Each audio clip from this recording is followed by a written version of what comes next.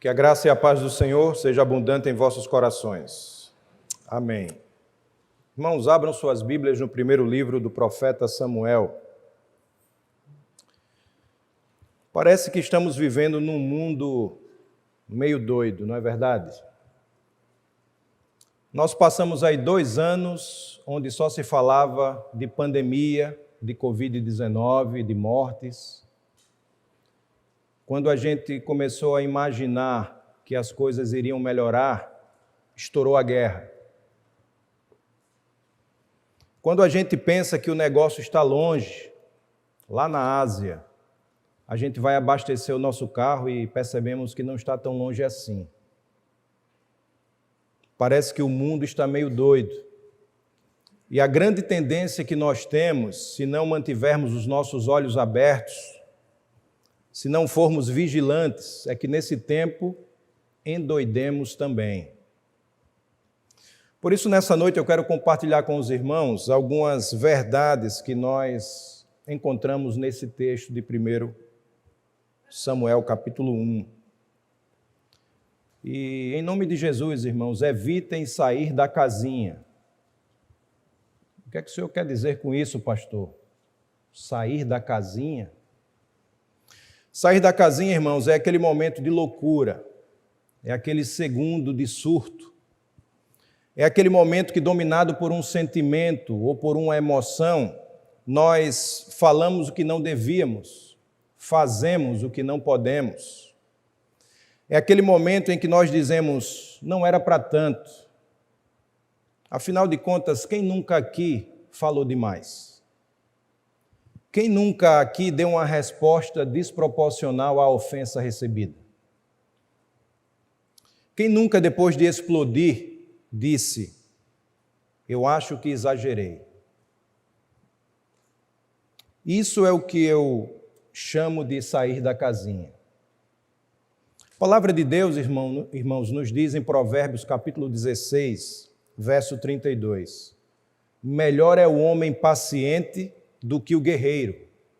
Vale mais controlar o seu espírito do que conquistar uma cidade.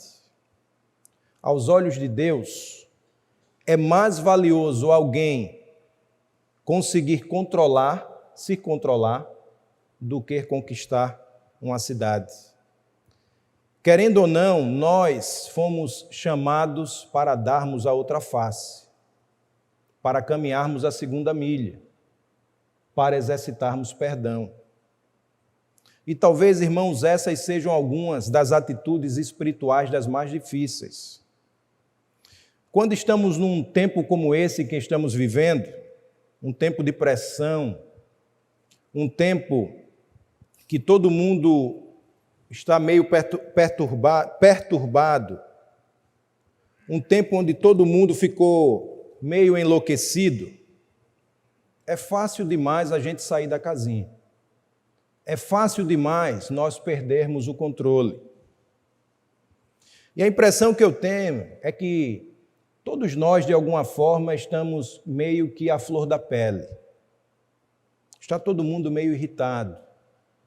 Nós estamos no trânsito, o semáforo está com a luz vermelha, está pensando em ficar verde e já tem 10 atribulados buzinando. Isso quando nós não estamos entre os 10. Talvez uma boa parte dos irmãos aqui sofram e tenham dificuldades com o trânsito, assim como eu. Eu já disse aos irmãos aqui de uma outra oportunidade que eu tenho problema com fila. Se os irmãos me encontrarem no supermercado, não vão para a fila que eu estou. Porque eu não sei o que é que acontece, deve ser uma unção que eu tenho, toda a fila que eu estou trava. E eu olho para o lado, a fila está desenvolvendo. E aí eu mudo de fila. Quando chega lá, a fila que estava desenvolvendo trava e a fila que estava travada começa a desenvolver. E eu fico naquela luta, para lá e para cá, para lá e para cá. A verdade, irmãos, é que ficamos facilmente irritados. Respondemos por vezes de uma forma desnecessária. A grande pergunta é como é que a gente consegue manter o controle? Como é que a gente consegue manter a tranquilidade? O que fazer para não sair da casinha? Como é que a gente consegue, como disse o apóstolo Paulo em Filipenses capítulo 4, verso 5, manter o equilíbrio? Disse ele: seja o vosso equilíbrio, seja a vossa equidade, seja a vossa moderação conhecida por todos. Perto está o Senhor. Eu quero nessa noite pensar com os irmãos sobre algumas atitudes de uma mulher que tinha tudo para sair da casinha, tinha tudo para perder o controle, tinha tudo para enlouquecer, mas que se manteve firme, se manteve equilibrada. A propósito, irmãos, nós homens temos muito que aprender com as mulheres. As mulheres dão um show na Bíblia. Maria, Esther, Ruth, Eunice, Lóide, mãe e avó de Timóteo e tantas outras. Lucas, capítulo 8, fala das mulheres que serviam ao Senhor com os seus bens. Aos pés da cruz, onde estavam os homens? Jesus curou 10 leprosos e nem aquele que voltou para glorificar e agradecer ao Senhor pela cura recebida estava lá. Jesus alimentou 5.000 homens, ressuscitou a filha de Jairo. E cadê? Onde eles estavam? Jesus tinha 12 discípulos próximos, 3 mais chegados, 70 que ele enviou, grande multidão, mas não apareceu ninguém. Para sermos justos, o único homem que estava aos pés da cruz foi João. Mas as mulheres estavam ali, aos pés da cruz. Não sem razão foram elas as primeiras testemunhas da ressurreição do Senhor. Mas quando eu olho para o primeiro livro do profeta Samuel, especialmente no capítulo 1, eu vejo a história dessa mulher que nos ensina muito. Vamos ao texto. Primeiro livro do profeta Samuel, capítulo 1, verso 1 a 20. Havia certo homem de Ramá-Taim, Zufita, dos montes de Efraim, chamado Elcana, filho de Jeroão, neto de Eliú e bisneto de Tou, filho do Efraimita Zuf. Ele tinha 2 mulheres, uma se chamava Ana e a outra Penina. Penina tinha filhos, Ana, porém, não tinha. Todos os anos esse homem subia de sua cidade a Siló para adorar e sacrificar ao Senhor dos Exércitos. Lá, Ofni e Finéias, os 2 filhos de Eli, eram sacerdotes do Senhor.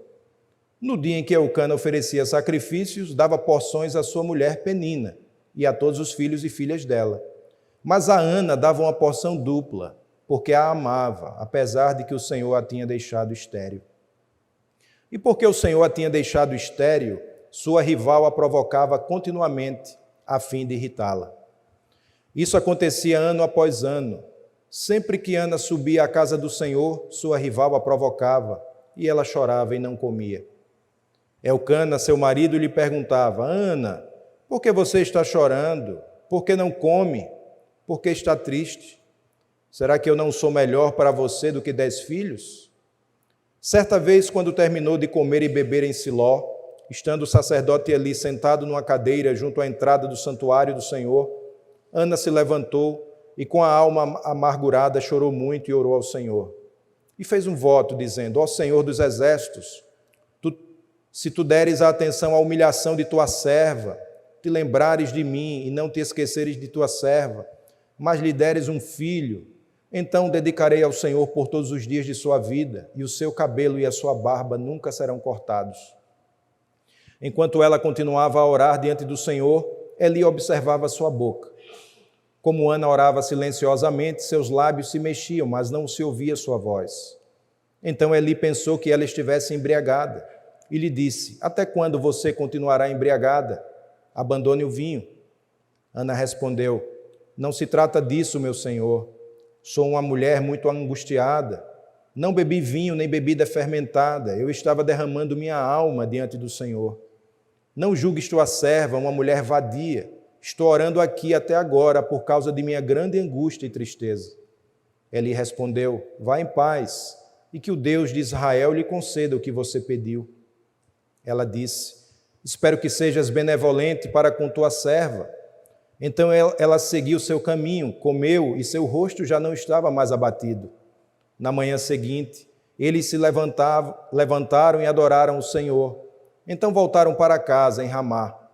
Elcana teve relações com sua mulher Ana, e o Senhor se lembrou dela.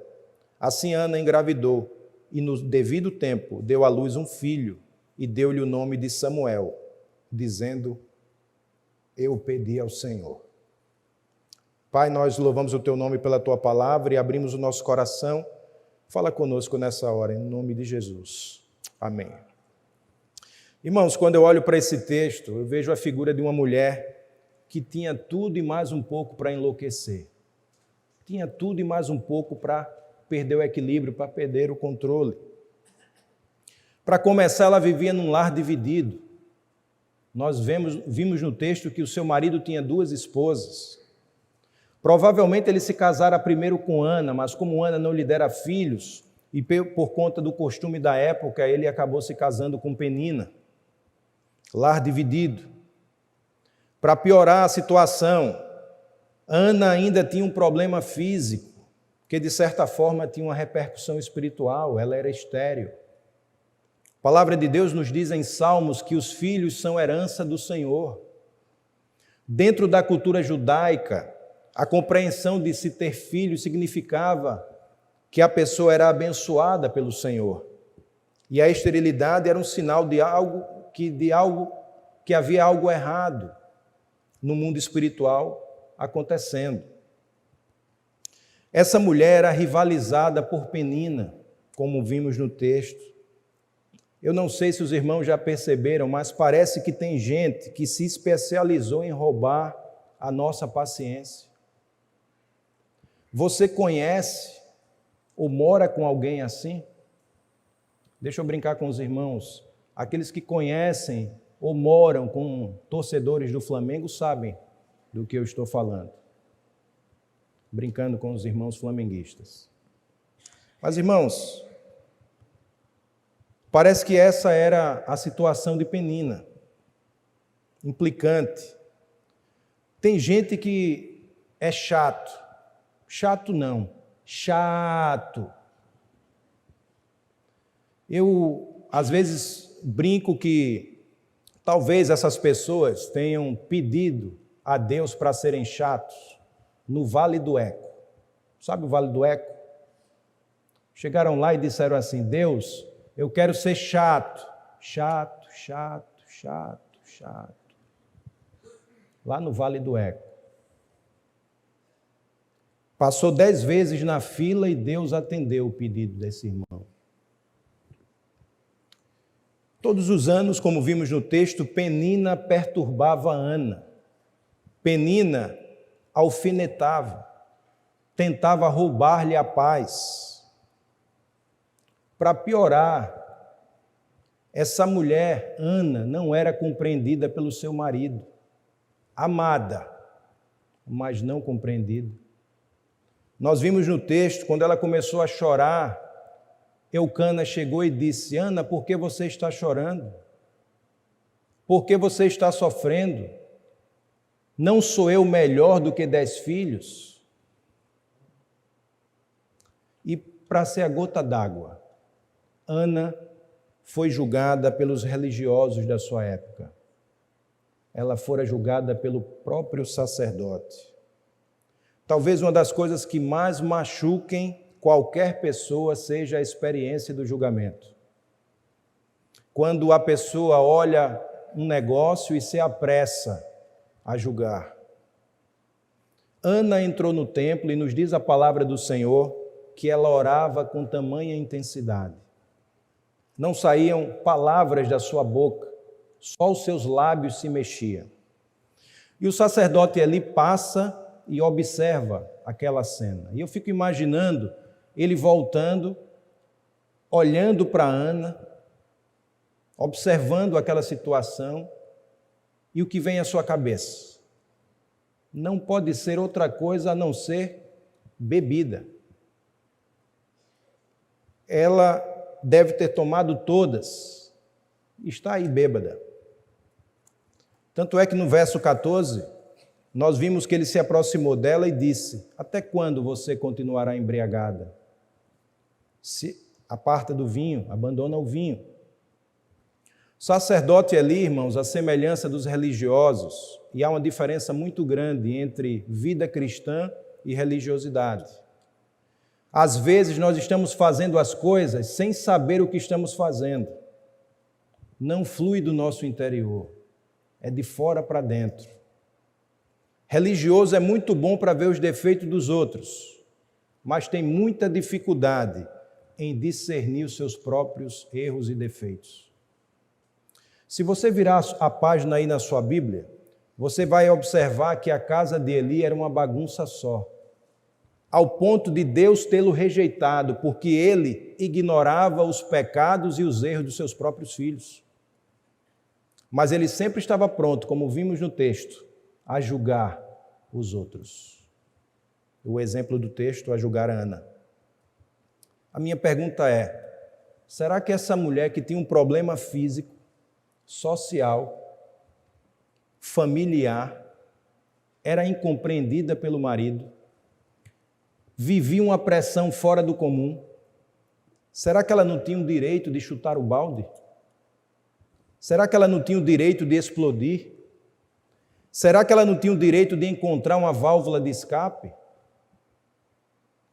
E sabe, irmãos, talvez uma das grandes desgraças dos nossos dias resida justamente em querermos resolver um problema legítimo. O problema de Ana era real e legítimo. Mas o problema é querermos resolver um problema legítimo por caminhos ilegítimos. Quantas pessoas têm feito de relacionamentos fugazes, de uma falsa compreensão da vida, do excesso de bebida, a sua válvula de escape? Você conhece alguém assim? Quais foram, então, os segredos de Ana para que ela não respondesse a Penina? Para que ela não gastasse saliva com seu marido? E para que ela se mantivesse sempre humilde diante do sacerdote Eli? Porque se você prestar atenção no texto, todas as vezes que ela falava, se dirigia ao sacerdote, ela sempre dizia: a tua serva, a tua serva, a tua serva. O que havia de diferente nessa mulher que precisa existir em nós para que possamos suportar as pressões e as lutas do dia a dia? Olhando para esse texto, eu observo pelo menos 4 verdades que nos ajudarão a manter o controle. Primeira verdade: Ana não perdeu o controle porque aprendeu o segredo de rasgar o seu coração diante de Deus. Ana aprendeu o segredo de rasgar o seu coração diante de Deus. John Bunyan, eu não sei se é assim a promessa certa, mas ele é o autor do Peregrino, disse certa vez que na oração é melhor um coração sem palavras, sem com S, do que sem palavras, sem com C, do que um coração. É melhor na oração um coração sem palavras do que sem palavras sem um coração. Quando observamos do verso 9 ao verso 16, nós encontramos essa mulher fazendo uma coisa só: orando ao Senhor, rasgando a sua alma, rasgando o seu coração diante de Deus, buscando a face de Deus, apresentando os desejos do seu coração, sem protocolo. Pessoas já me disseram: pastor, eu não sei orar. Talvez você já tenha ouvido isso de alguém, ou quem sabe você já falou isso para alguém. Eu não sei orar. Orar é falar com Deus, é abrir e rasgar o seu coração diante de Deus. Sua oração não precisa de palavras eloquentes. O que sua oração precisa é ser sincera. Precisa de sinceridade. Nós precisamos aprender a falar com quem resolve, irmãos. Temos uma diaconisa aqui na nossa igreja muito querida, e eu já ouvi ela falando isso várias vezes. Pastor, eu falo com quem resolve. É verdade, irmãos.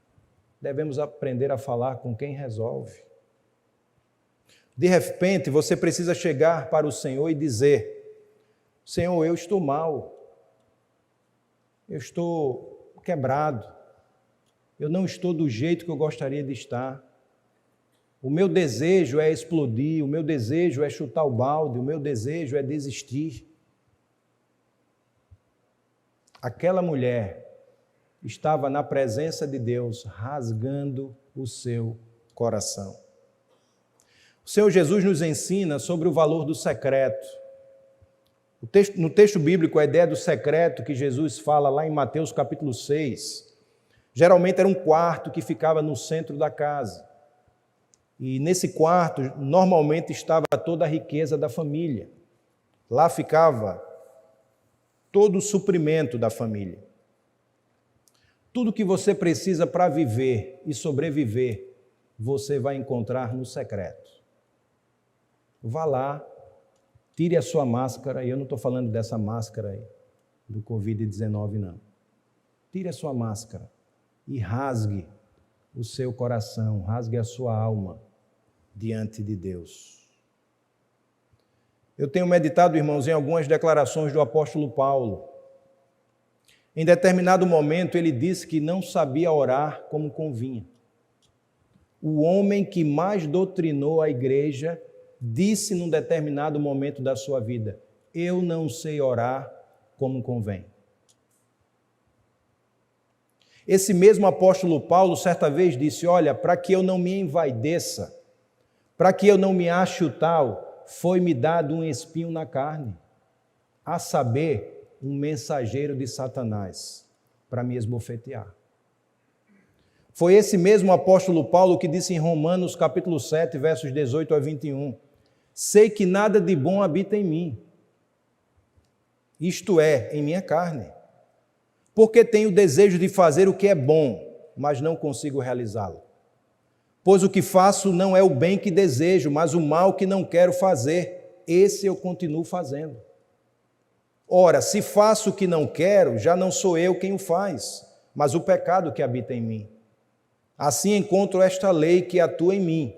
Quando quero fazer o bem, o mal está junto a mim. Esses, meus irmãos, são exemplos do apóstolo Paulo rasgando o seu coração diante do Senhor. Nós precisamos aprender a rasgar o nosso coração, a nossa alma diante de Deus.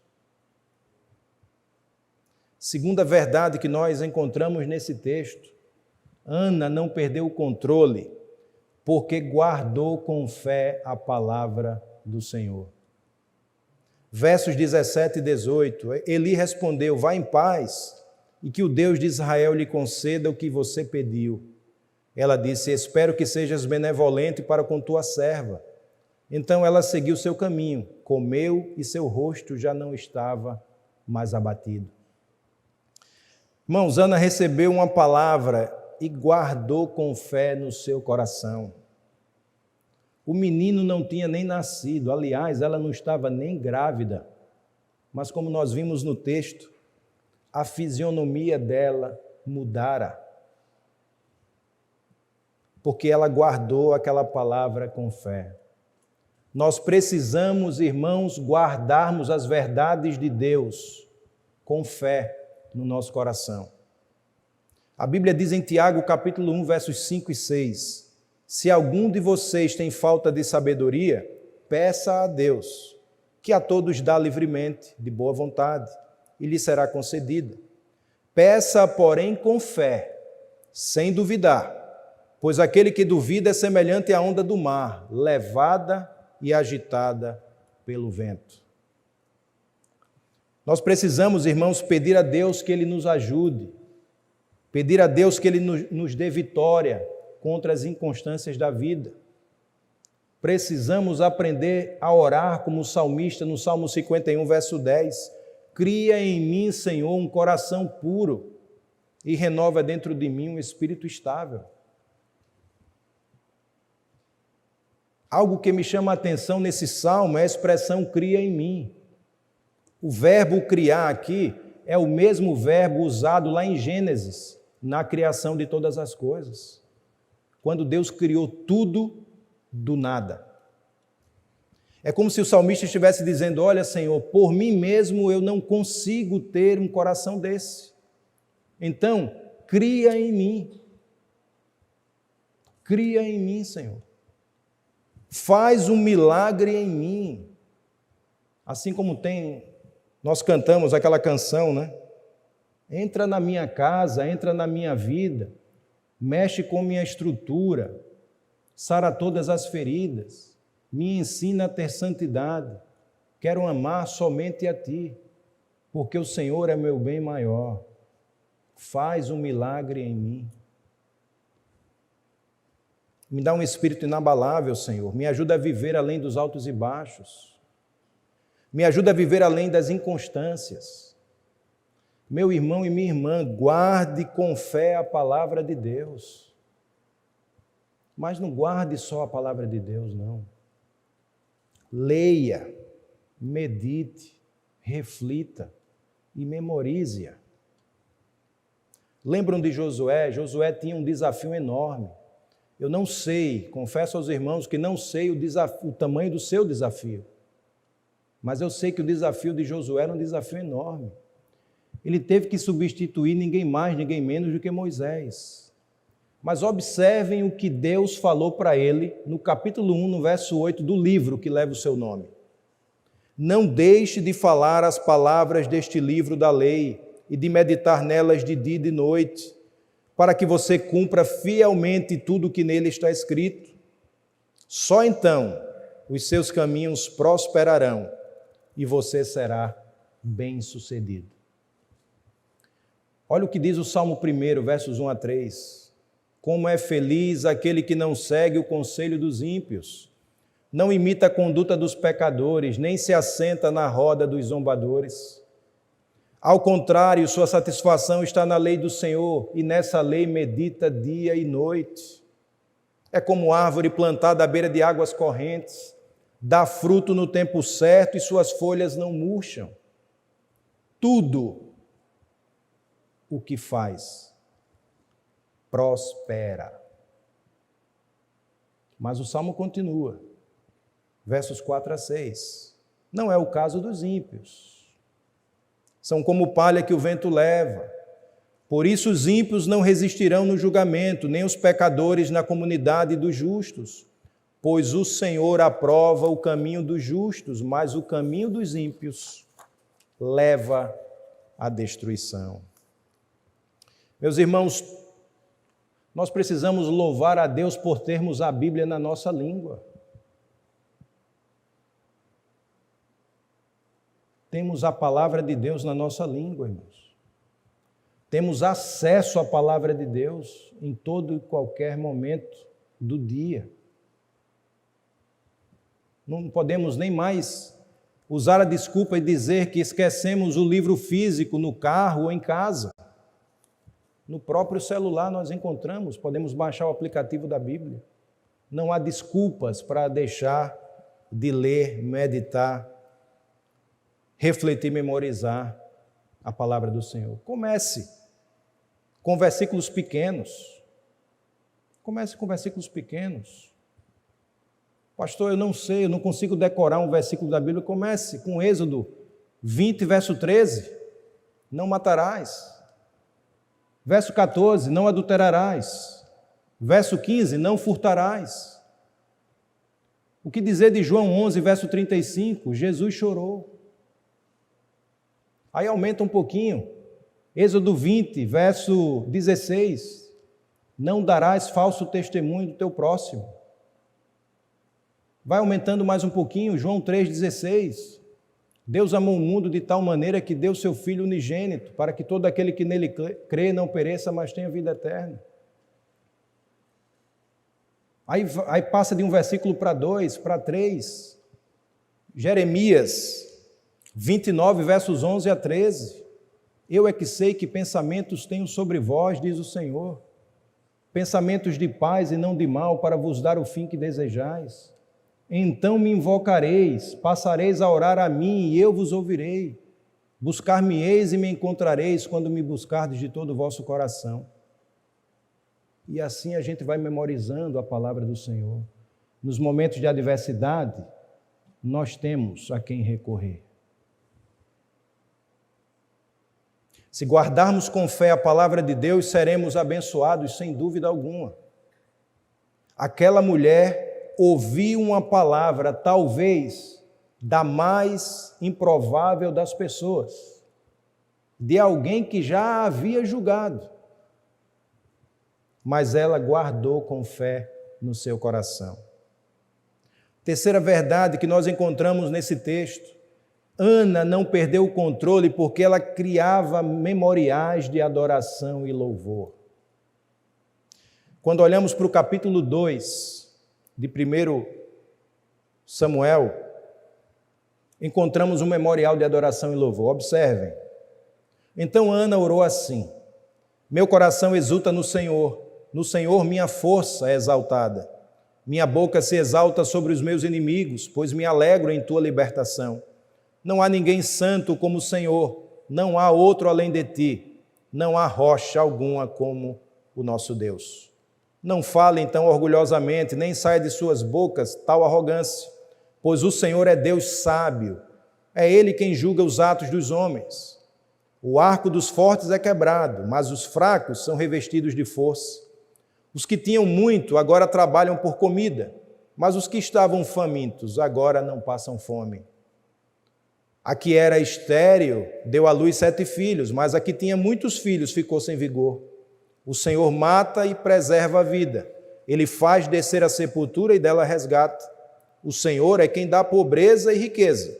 Ele humilha e exalta. Levanta do pó o necessitado e do monte de cinzas ergue o pobre. Ele os faz sentarem-se com príncipes e lhes dá lugar de honra. Pois os alicerces da terra são do Senhor. Sobre eles estabeleceu o mundo. Nós precisamos criar memoriais de adoração e louvor ao Senhor. Os salmos, irmãos, por exemplo, eram sobretudo expressões das experiências do povo. Alguns dos salmos, como por exemplo os cânticos dos degraus, alguns acreditam que enquanto eles subiam para o templo, em cada degrau, eles cantavam um salmo. Observe o que diz o Salmo 13, verso 6. Cantarei ao Senhor, porque Ele me tem feito muito bem. Precisamos marcar a nossa vida com memoriais de adoração e louvor. E temos, irmãos, tanta coisa. As vitórias que Deus tem nos dado, as respostas às nossas orações, os milagres,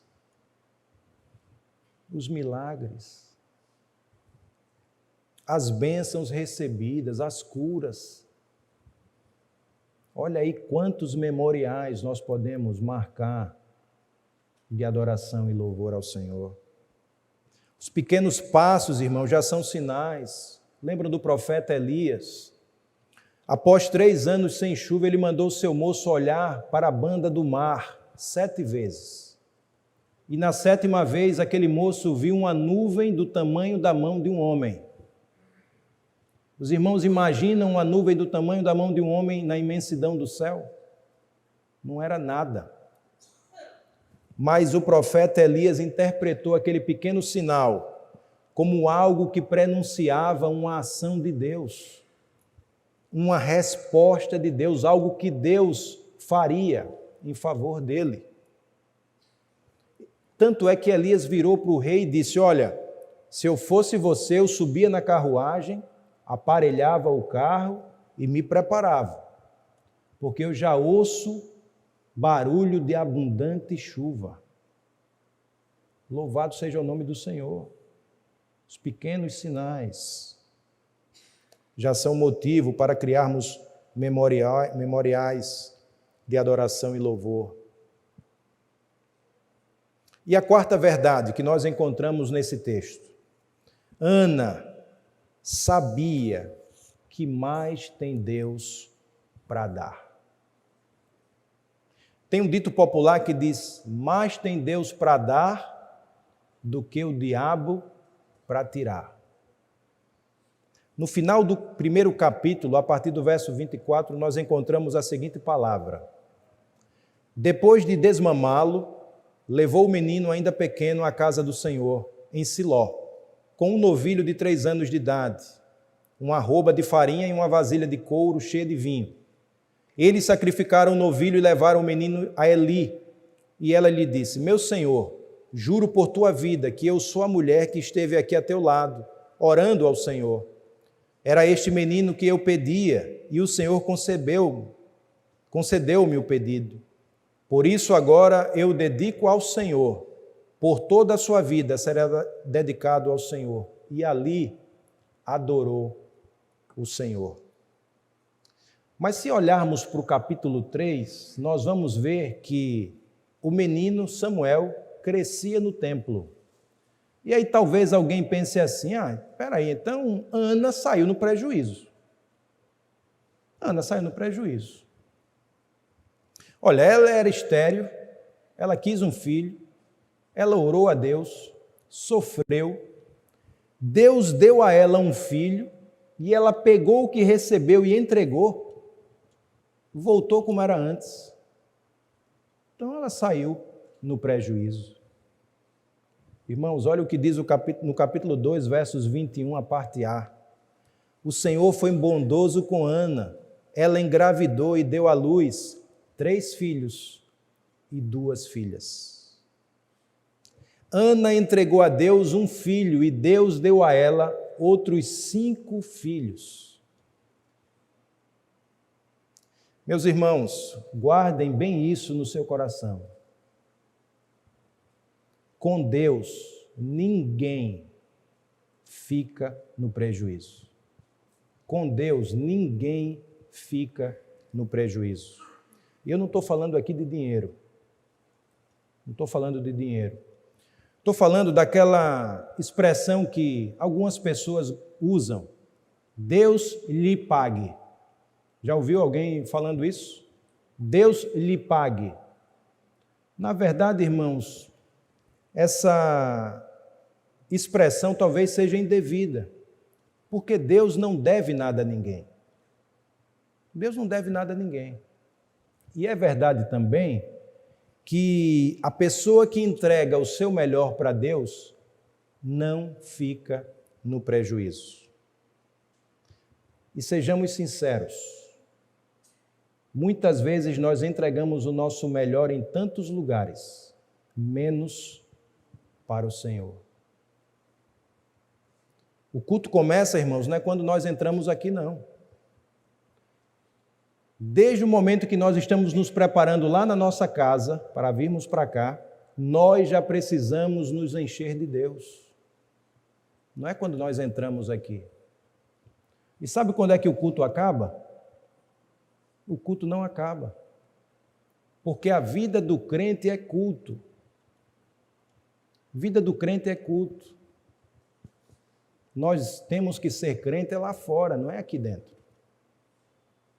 Lá fora. Nós começamos, irmãos, nessa vida e continuaremos por toda a eternidade. Ninguém perde nada, absolutamente nada, por entregar o seu melhor para o Senhor.